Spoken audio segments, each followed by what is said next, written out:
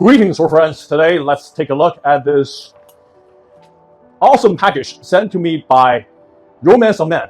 4 swords of their new medieval sword line.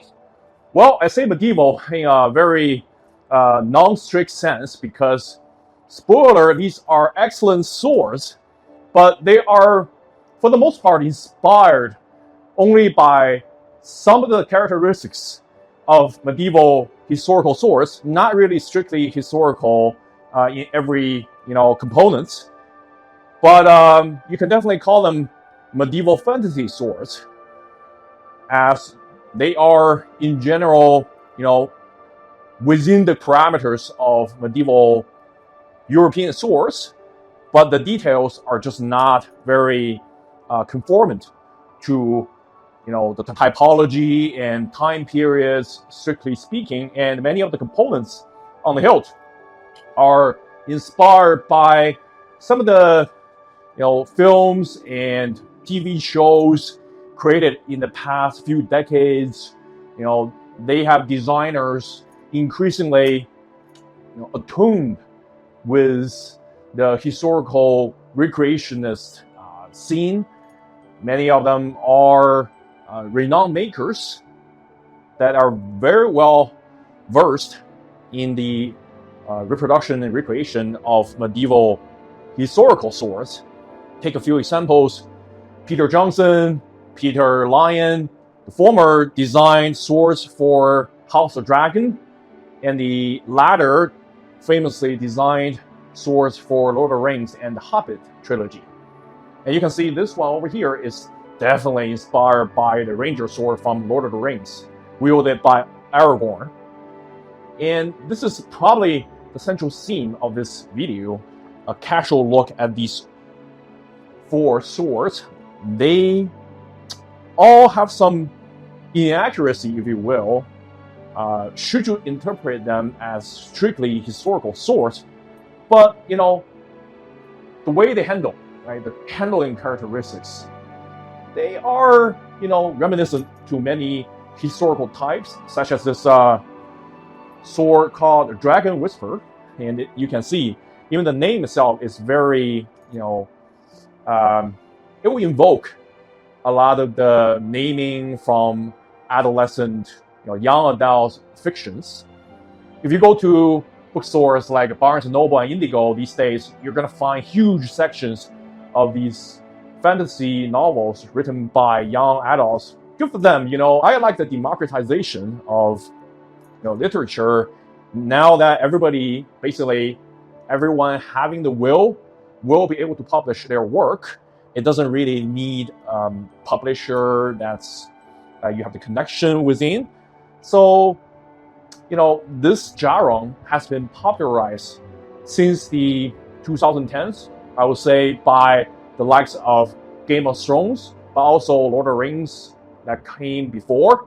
They have many competent fantasy sword designs that was emulated throughout the years. Of course, you can buy wall hangers, decorative swords that don't really carry any, real traits that makes them functional. They are made of stainless steel and tempered. That will already make them, non-functional. They're not gonna retain the form. Also, they're tan within the grip. It's not really functional. They tend to snap, etc. But more than that is how the weight is distributed along the blade and the hilt. It's not just the weight and balance, right? Even though some of these decorative swords can get those 2 metrics correct, but it's how the weight is distributed along the entire sword, whether they carry the correct cross-section and profile and distal taper of the width and thickness, whether they have the correct fuller setup, etc. Now, in recent years, you see an influx of sword designs that are completely functional, right? Both high-ends and budget-friendly range, you'll be able to find them, designed by renowned sword makers such as Angus Trim for the Vision line made by Valiant Armories. They have functional ranger swords with blades, basically just historical blade designs by Angus Trim, but married to more fantasy-inspired hilts. And this one is one of them. It's Romance of Man's own interpretation of the Ranger sword. And you can see the sandstopper pommel is definitely very reminiscent to historical sandstopper pommels, very good form. And the crossguard is very similar to the one found on the Lord of the Rings movie Ranger sword, used by Aragorn before he acquired Anduril, reforged from the shards of Narsil, Aragorn's ancestral sword. We can see that there's still some liberty taken to make these swords stand out, even though they're not technically historically accurate. So we're going to go through each one and discuss them. So before Romance of Man generously offered these review samples, I already looked at their medieval sword section. And if you don't know, Romance of Man is primarily an Asian sword reproduction maker. They offer many sharp and durable swords that handle really well, katanas. You can find a lot of joy test cutting with them. But before this summer, they didn't really have any European or medieval inspired swords.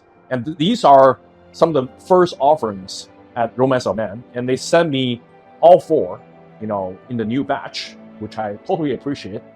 But I look at some of the pictures, being someone who's very familiar with the typology and the historicity of these medieval swords, I can already tell that lots of the traits are not really strictly historical, but I remain hopeful that they will be functional. They will be real swords, how they handle, how it feels in the hand, given Romance of Man's past track record, right? And I was correct in that. They definitely feel like real swords that he can use. They feel like long swords or greater swords of war, type 12A, type 13A, right? On this one, even though this one technically is not a type 12A sword, right? And we're going to examine the details, but it definitely reminds you many of the historical types. Let's take a look at this Dragonwhisper, okay? So they didn't really call it the Ranger or Strider sword to avoid, copyright infringement, right? Which is good. It's only inspired by the Ranger sword. And you can see it is definitely a long sword in form, has a very historical looking hilt, right? And let's just look at the hilt in general, right? Like an overall impression. Sandstopper pommel in very good form, 8-faceted. So this is very common from the late 15th century and onward, found on many long swords, but usually they are found on cotton strap swords, right? Like a type 18B, type 15A, etc. So not really associated with type 12A, 13A, which are more cut-centric, and they are from earlier centuries. And this one, you can see the silhouette. It doesn't really taper in width that much. So it's very similar to type 12A, but there are a few traits that betray their lack of historicity. But I doubt they really aim at that. So the base thickness of this one is around 47, 48 millimeters wide, and it tapers about 50 to 60, well, I would say 40 to 50%. So this here, over here, the blade is 40 to 50% narrower than the base. But this is not wide enough to be a type 12A. And you also look at the fuller length. It's very close. Termination is very close to the tip. So this is not found on historical type 12A swords. The tip geometry is very close to an actual 12A, right? Greater sword of war. They are mostly cut-centric swords, but they have some increased, thrusting capacity. Nothing that will go against armor, mail armor or plate armor, but they can penetrate gambits, right? So actual type 12A swords tend to be a little bit wider at the base. They taper similar degree, right, in the profile, and then the fuller usually terminates around this area, right? So 2/3 in the blade length or 3/4, it doesn't really go all the way. So this fuller setup is found on early medieval swords, migration era. So basically 6th to 11th century swords, they have long fuller that sometimes even go all the way to the tip, right? So Viking era swords, etc. And they usually have very wide fuller. So this, having a medium with fuller that goes almost all the way, and then it transitioned into a kind of like a diamond cross section, right? It's not really a diamond. I can feel the edge geometry is lenticular still, very strong apple seating all the way, but it has a central ridge, so that's not historical. But that's okay. Maybe they didn't really aim to be historically accurate. As a medieval fantasy sword, that's something like you can find on Aragorn's Strider's sword or Game of Thrones, Jon Snow's long claw. They are very fond of using this long fuller in design because they think it's very iconic to European swords. And they see a fantasy setting, so it doesn't really matter. It looks good, but historically they just don't have this long fuller, right? In late medieval times and Renaissance times, there are longer fuller swords, but they're not like a singular one fuller on each side, right? So multi-fuller, like a cinque dea, etc. So this one has adequate distal taper. It tapers from just under 6 millimeters very evenly, right? Like it's a little bit faster in the thinning, in the lower half, and then it slows down. So it's a little bit like a concave distal taper, but near the edge, like just at the fuller's termination, is less than half of the base thickness. So about half the width, half the thickness. As a result, is a very average longsword, right? The weight is over 1,600 grams, so basically I think 3.6, 3.7 pounds. Point of balance is at 4 inches from the hilt. Very, very standard longsword, right? And because of the sandstopper pommel, you can put your hand a little bit down here, enough space to space out two hands. You also can fully use the leverage, maneuver this sword. So it's an average weight sword. It's balanced just like an average sword. A little bit cut centric, right? So weight here, over here, is still very adequate for cleaving, but point is pretty precise. The blade is very stable. The point you can control, you can feel the tip movement very easily, but it's not a soft-centric sword. And you look at the rigidity. There's a lot of material remain on the blade. So it's a very rigid blade, right? Some flex for sure, but rigid, okay? Adequately rigid. And the edges on all four swords are just razor sharp, right? Even though the edge geometry is very robust. So this is what Romance of Man consulted me on, whether medieval swords should be razor sharp, like katanas, right? But I told them, definitely, right? They had robust edge geometry, but the edge angles are usually very small, smaller than even Japanese swords. But then they constantly hone the edge to be razor sharp. Of course, after a fight, you can damage the edge or make them duller. But then squires or servants are constantly maintaining the edge for knights or men-at-arms, right? So they did that part really well. And the overall handling, it just feels like an average Type 12A sword, even though technically it's not, right? Feels like a little bit like a lighter Albion Barry. So I'm pretty sure this will be a joy to cut with. And also, just look at the hilt, right? The sandstopper pommel is in very good shape. The pin is square, very well ground, and it also has, 4 edges, just very handsome looking. And it has this late medieval looking wasted grip that you found on the likes of Albion, Regent, etc. It has a strong, wasted geometry on both parts, right? They have steel wire wrap on the lower portion. It has the pin to secure. So very good looking. They feel like, high-end swords. The grip dimension is very, well proportioned. So it's not too thick or too thin. You have good control. You see, you can hardly twist the quillon if you try to twist them. So you got good control of the grip. Overall, it's just a joy to handle, right? Like even an average feeding longsword, if done right, they are just, it assists you in cut and thrust. Also, it comes with a scabbard for something under $300. This is definitely a bonus. A little bulky, but retention is excellent. Drawing is very smooth. It's a little bit, it doesn't have the bevel, right? But it's not completely flat.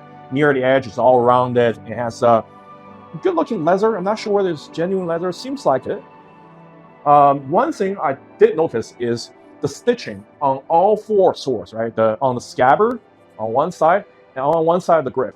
very prominent, and it's a little bit on the rougher side, right? Even though it's not really that uncomfortable. On the other wrapping, port wrapping, it's done very well. There's no discomfort at all, and it's very tight, right? So you can see the cross section of the upper portion of the grip is six-sided, hexagonal, so very reminiscent to many high-end swords. Also, these spacers and the risers are in the correct places on the grip, on the scabbard. Simple looking shape, very effective, stainless steel. Also, you have these buttons, steel. Also, you have these buttons. There's some decorative components to it. Also, they can be attached with belt. All four came with belts, and they are all of different sizes, which I totally appreciate. And I look forward to cutting with this sword a lot. Right? The next sword that we're going to examine is this one over here. So we just unsheath it. It feels like a very handy one-handed sword, but the grip is very long. And look at the silhouette. This is very different from the other one. It's definitely shorter, 32 inches long, and it's clearly something like a Type 13 blade, which are medium length blade, and it doesn't taper much in the silhouette. That comes around, 13th century, and they are usually, hand and a half in proportion. So you have relatively short handle for two hands. Primarily, it can be used in one hand, but there are larger cousins, like a Type 13A. They are greater swords of war. This one really reminds me of Kingston Arms Type 13A or 13C, designed by Angus Trim, but this one is almost the opposite as Angus Trim's design. So I measured the weight, it's just over 1,500 grams. But in the hand, it doesn't feel like that. It feels something like maybe 2.7, 2.8, around 1,200 or 1,300 grams. And the pointed button is also in the right place, right? It's not too close to the guard, about 3¼ or 4 inches. It feels like it's very handy in one hand. And with two hands, because it has enough grip length, right? And the wheel pommel is not really that big, right? You can use it pretty much like a sun stopper pommel or fishtail pommel. And also the central hub has a coin of cross insert in the center. So it's not really that uncomfortable grabbing onto this wheel pommel. And you can space your two hands a little bit to use the leverage. But I just feel that it feels more like a one-handed sword, right? It's balanced in the correct way. It's hefty, but it moves really well. Like you can just maneuver in one hand without any problem. Okay, and look at the silhouette of the sword. The base is also not very wide. It's like 47 millimeters in width, but it doesn't taper much at all, right? So this silhouette is just straight up a Type 13B, Type 13, okay? But the fuller is, again, very long. It's like 95% of the blade length. And there are two smaller fullers on the lower portion. So this is found on many later swords, Renaissance swords, early modern swords, but having this setup is not really found on any 13th century Type 13 or Type 13C swords. It's a little bizarre looking because the hilt is strictly medieval, right? And wheel pommel, straight crossguard, perfect. And also, I have to remark that these are relatively simple, crossguard. The cross section just square-ish, but it has the tapering, and all the edges are very well rounded. There's no hot spot anywhere at all. Also, the wheel pommel, the edges are also rounded, and like I said, there's a central coin insert in the central hub, the hollow, so it's pretty comfortable to handle. The pin is very prominent, just competently executed. The grip also has this stitching, so not the most comfortable, but there's enough traction in the leather, and it's oval in cross section. The dimension is perfect, right? It's thin in the right way and thick in the right way, and so also very good control of the sword. It doesn't twist in your hand. The crossguard gap is very small, and there's a bit of a problem with the crossguard, right? Number one, the central slot doesn't sit in the entire base of the blade. So there's a small portion sitting on top of it. But I can see inside there's a portion of the blade transitioning to the can is sitting inside the slot of the crossguard. But something sitting on the outside could be a problem eventually, right? Could be a stress riser. We'll see. The other thing is that the crossguard opening is a rectangular shape. It doesn't fit the base of the blade that well. Not the case for Dragonwhisper, the longsword. It fits the blade really well. So we shall see whether they will become a problem in the future. But because of the tapering and it swells up in the center, which is historical, right? Like it's functional sword design, but it does it too much. And why? Because there's a ring on the right under the crossguard on the grip, and this is just like too much. There's no evidence suggesting this exists on actual historical swords, and it doesn't exist on other Romance of Man medieval swords. So I don't know why they put it here. If you look at Asian swords, Chinese swords, Japanese sword, habaki, this collar here, but it's inset into the grip. So the thickness and width are completely the same with the wrapping, either it's set into the wood, inlaid into the wood to be flush, or they have wrapping around it so you don't feel it sticking out. Here, it sticks out. And then these edges somehow are not rounded. So it could be some hazard, even though it doesn't feel very likely your hand is gonna, if you slide onto these collars, there's quite a bit of discomfort, right? Plus, you just don't want it. You want the leather to feel the traction and connection. You don't want this steel part. Get rid of this ring for sure.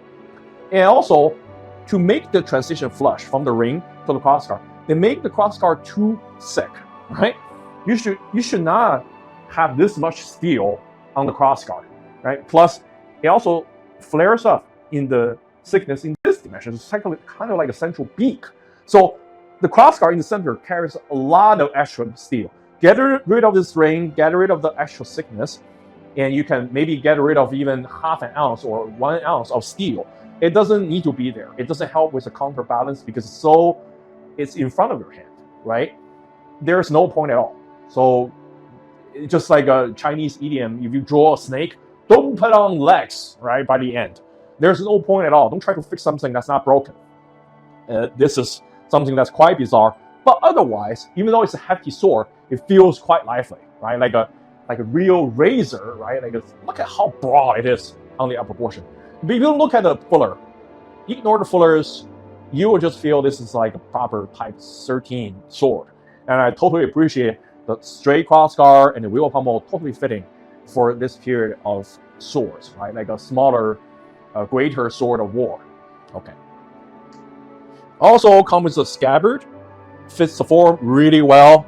Also comes with a belt, same problem, same strengths as other street swords, and it has a metal cord wrap in the center, so adds some accent. Very interesting. The shape is simple, but it's not like overly bulky, so I can totally get behind that. Very handy sword. It's just like a riding sword, or this is called the Vanguard. So I can totally see, the cavalry forces riding out with this as your sidearm, and it just cleaves. So I can totally appreciate, what they are trying to do with the sword, right? Doesn't taper a lot, maybe lose 25% of the width from the base to the tip. Also, good degree of distal taper as well. Also came just under 6 millimeters at the base. Has a pretty much like a linear or slightly convex distal taper, and it tapers down to just over 3 millimeters. So something that has authority in the cut, but definitely get good control over it. So very, very rare for budget-friendly reproduction market. This is under $300, and I think this is a steal. But we're gonna look at the performance later on when we test cut with this one. Shit. Holy moly. Now we move on to this one. This is definitely something strange, right? Feels like a two-handed falchion, but has a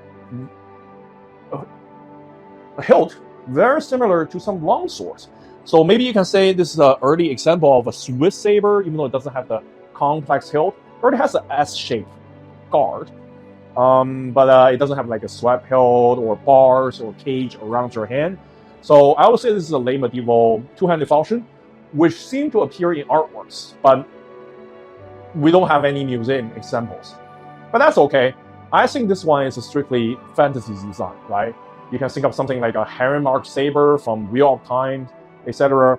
But the components are historical. This official Tamil is found on some recent Chinese-made production swords, and this is identical in dimension and everything to the sword deer type 15-8 sword, bastard sword that I reviewed this summer. Completely the same, but I think they did a better job here. The transition from the opening of this fishtail to the central groove is better ground, so there's not a hard transition. Very good in form, and it offers adequate counterbalance to the blade. And also, you can see similar, hilt dimension as the Dragonwhisper. This one is called a Windlash. You can see what they are trying to do with the naming. I think it's very memorable. It also has this cord wrap. It's a little less evenly done than the Dragonwhisper, but still, it's good looking. Has the metal pin to secure the wire.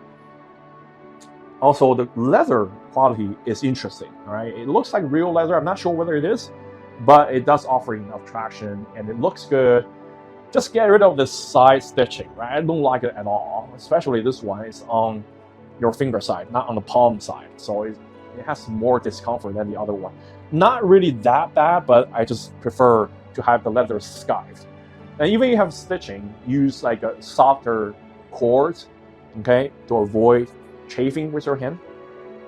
But otherwise, it's perfect, right? Like all the transition from the grip, the leather wrapping with the risers, it overlaps with the hilt fitting really well, okay?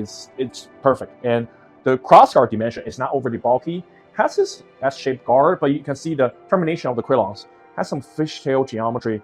I can totally appreciate that. Also, the thickness of the quillon, it tapers, so perfectly fine. The blade is something else, right? Where it meets the crossguard, the opening is very tight. I can appreciate that because the base has a ricasso. But then you look at the cross section and the edge geometry of this blade. It's just not historical.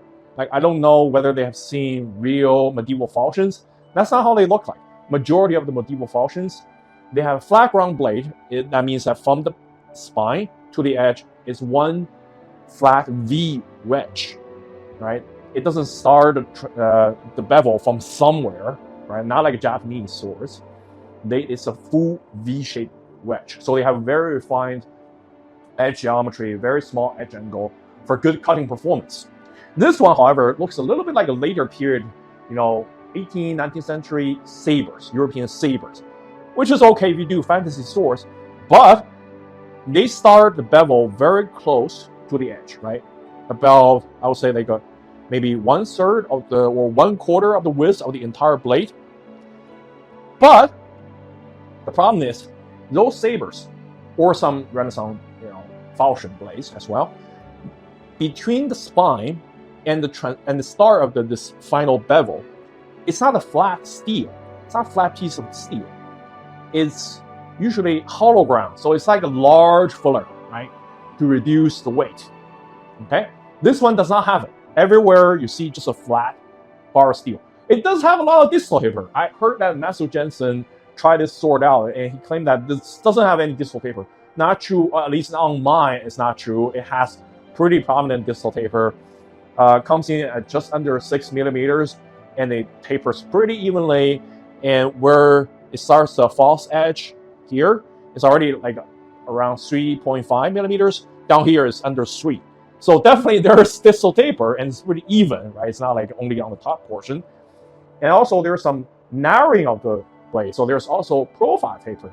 Profile taper wise, the blade is wider than a katana, Japanese katana, a usual one, right? An average one.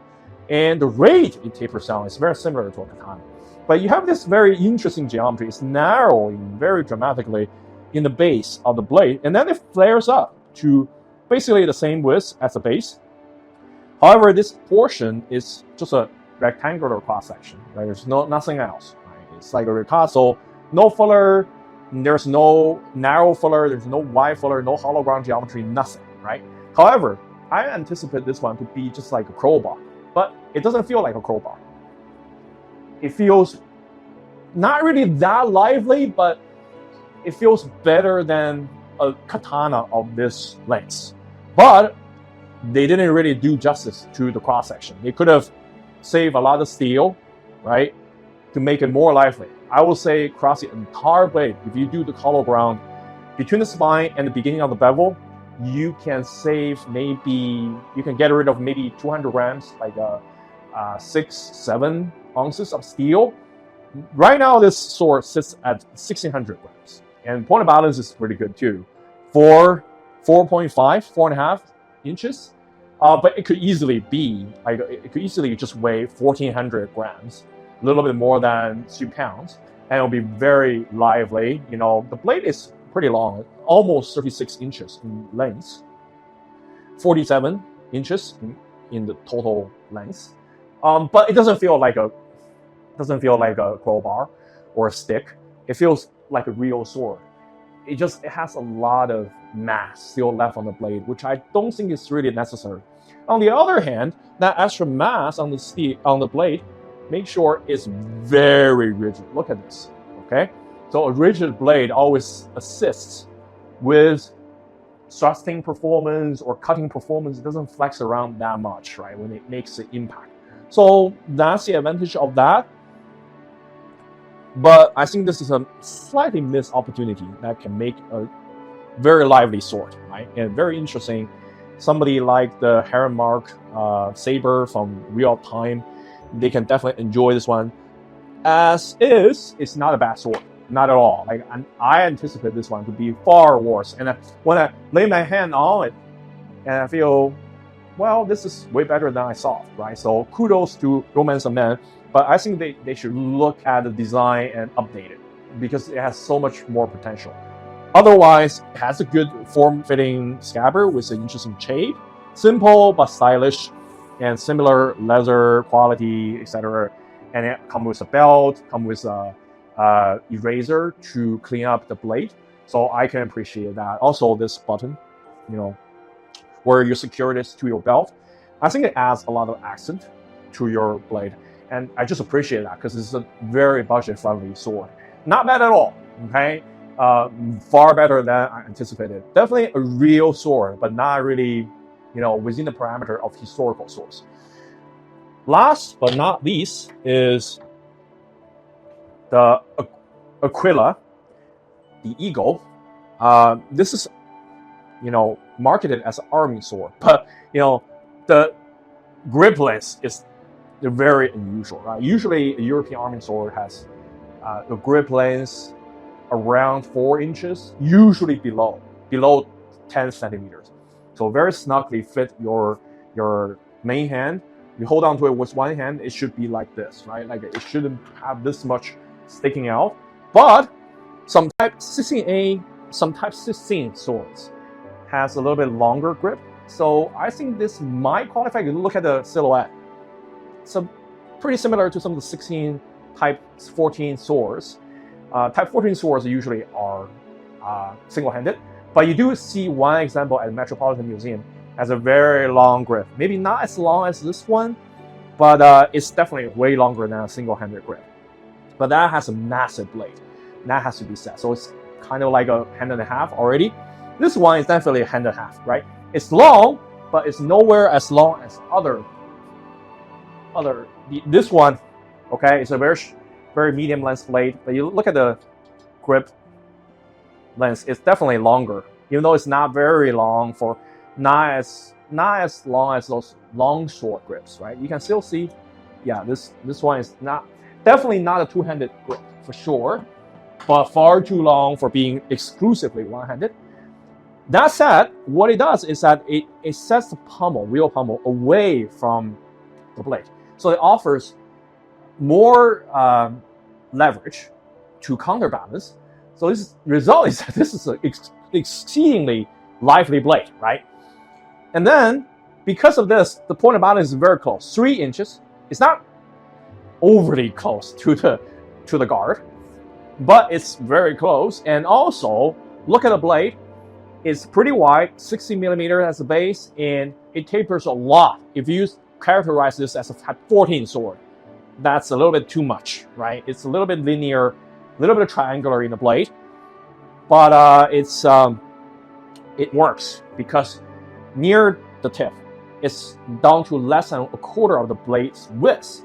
But distally, the thickness tapers a lot, right? The base is surprisingly thick, much thicker than the other blades. This one starts at 6.7 millimeters and tapers down pretty dramatically. It's down to under 3 millimeters near the tip.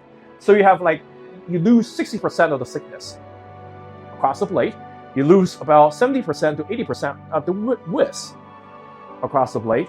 And then you also have this long grip with the counterweight sitting pretty far away from the blade and close point of balance. So this means that the blade is really nimble, okay? The rotation is really easy. Even though the stitching on the side of the grip is constantly bothering you, still not hard to manipulate at all, okay? And you can call this a type maybe 14 blade. The footer is very short for 14. Also has a prominent central ridge. It just overall, it doesn't feel like a historical type 14 or 16 sword. It doesn't feel like a single-handed arming sword. It's just something different. If this is from a fantasy body of work, it totally works because it's a functional sword. Very easy to manipulate. And for a shorter character, yeah, you can use it as a two-handed sword, no problem. Like a hobbit, or a very petite woman, or like a gentleman, or a kid. You can definitely use it as a longsword, right? Because being shorter yourself, you don't want a very long blade. If you are sitting very low, you risk hitting the ground, right? So for a short character, this can be a hand-and-a-half sword. For me, who stands at 6'1", all right, 186 centimeters tall, this is very, very short for me, okay? So it's a little strange. For me personally, I would like to see the grip shortened by maybe 1.5 inches. So that will be a very snug grip for one-handed usage. Of course, the point of balance will be shifted slightly further away, but that's no problem because you have so much profile taper and distal taper already. Also, the blade is not very long, 29 inches in blade length. Look at how rigid it is. So very good thruster. I would say the transition to the tip, final transition to the tip, can start a little bit earlier. I would like to see maybe the transition from here and it evenly tapers off, rather than having the transition to the final point starts right behind the tip. Right? I wouldn't say a criticism, just a quirk of the blade. I would like to see it implemented in a slightly different way. But otherwise, it works, right? It's a good cotton thrust, small, very dainty-looking sword, but it actually weighs quite a bit. It weighs 1,280 grams, 2.8 pounds. In the hand, I would guess this weighs a little more than 2 pounds, but it doesn't, right? Because this is so far away from your hand. So even though there's heft in the blade, you don't feel it, right? And like I said, it's the mass distribution, right? There's a lot of mass at the base near your hand. You don't feel it. But near here, there's so much less, comparatively speaking, to the base. Therefore, you just feel it's really easy to rotate the blade, okay? And the point of balance also helps. Now, the fit and finish is very similar to other swords. Oval cross-section, I would say it's an oblong cross-section. In the center, it's pretty flat on the grip, right? And it has a very dramatic waisted geometry, which is okay. You can add a second hand to it. Usually, single-handed swords don't have a waist, right? Because it's too short. But it can have some waisted, like a narrowing in the center, which is okay. It has 2 risers as well. Very well done. These grips are so well shaped because they are 3D printed ABS. They're not wood core. So they gotta save the cost from somewhere. And I say this is probably the right way to save costs, right? Because 3D printing it, and you don't really need to shape it anymore. It's already in the right shape. so you save costs there. ABS is very durable. It doesn't tend to crack or expand like wood does, but it doesn't absorb shock as much as wood, okay? And it's not traditional. So buyer, be aware, but you have the leather wrapping on top, so you don't see it, okay? If I don't tell you, you probably wouldn't even know, okay? And this wheel pommel is pretty well shaped. I would like to see some tapering in the thickness, but it's okay. Many historical swords have wheel pommel that don't taper in thickness, so that's fine. The central hub, the transition is a little close, right, to the central hub. It's not very gradual, but that's also okay. Not to mention that the central hollow in the central hub has Holy Roman Empire two-headed eagle on both sides, laser etched, right? So that's okay. I like that. It's not plain looking for sure. And again, the edge geometry is wicked, right? Very durable, but very, very well apex, okay? So they definitely did this one right. I would say the surface grind on all four blades are very adequate. You can see a little bit of the rippling, not that much. Central ridge is very straight, maybe a little wavy here and there, but this is, medieval swords, they are handmade. So many historical examples, even high status ones, they have worse fit and finish than this one, okay? And also look at the crossguard opening to seat the blade. It's properly seated, and the gap is very, very small, okay? You cannot stick even a fingernail in there. So I would say on par with Albion, very well done. Again, the central flare up in thickness, it's a little bit too much, right? It doesn't create any discomfort, but I would say you can save a little bit of steel. Don't push so much steel on the crossguard, right?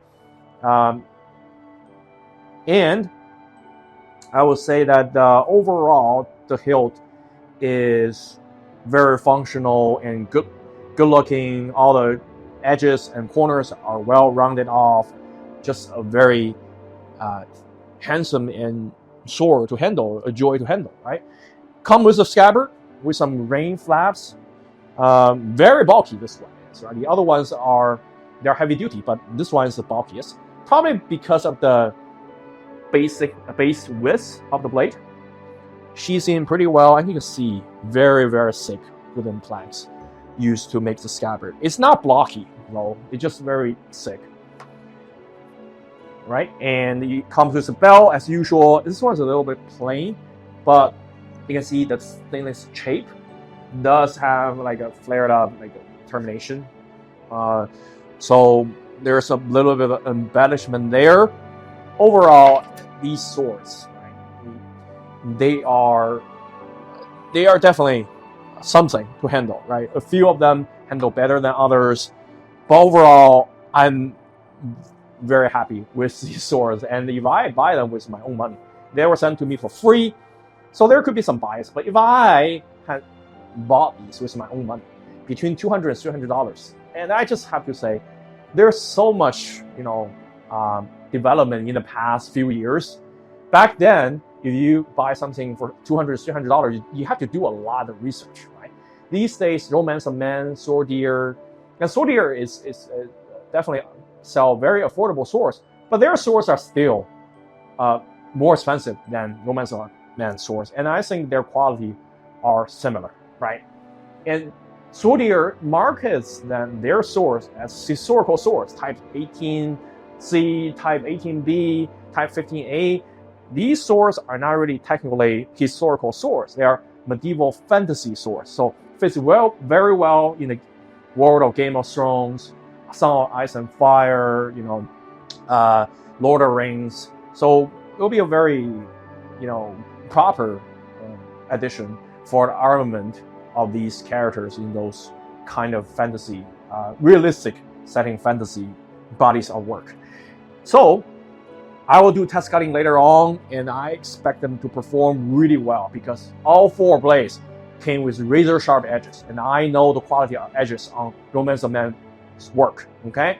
They consulted me personally asking about the sharpness. I told them this is the way it should be, and they came the way it should be that I asked them to. So I'm very happy with them. I'm now collaborating with them on a few projects. Well, it will be reviewed in the future. Suffice to say, very competent maker, right? it showcases how much things have evolved in the past few years.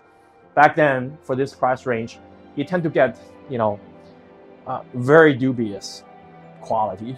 But today, even though they're not strictly historical, and I think if they want to, they can get advice from lots of people to make strictly historical source.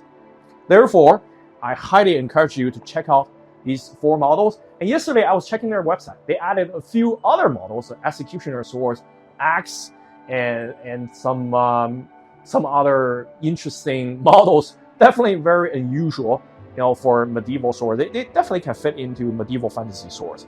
So there are a few manufacturers elsewhere.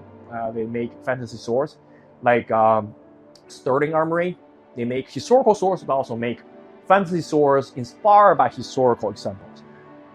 Valiant Armory, they definitely offer historical swords, but also, his fantasy swords that carry historical characteristics. So these are in the same vein, okay? Fit and finish, mostly very well done. Can be improved, but for the price, it's definitely a steal for sure. So stay tuned for my cutting video of these swords, okay? Until then, please like and subscribe.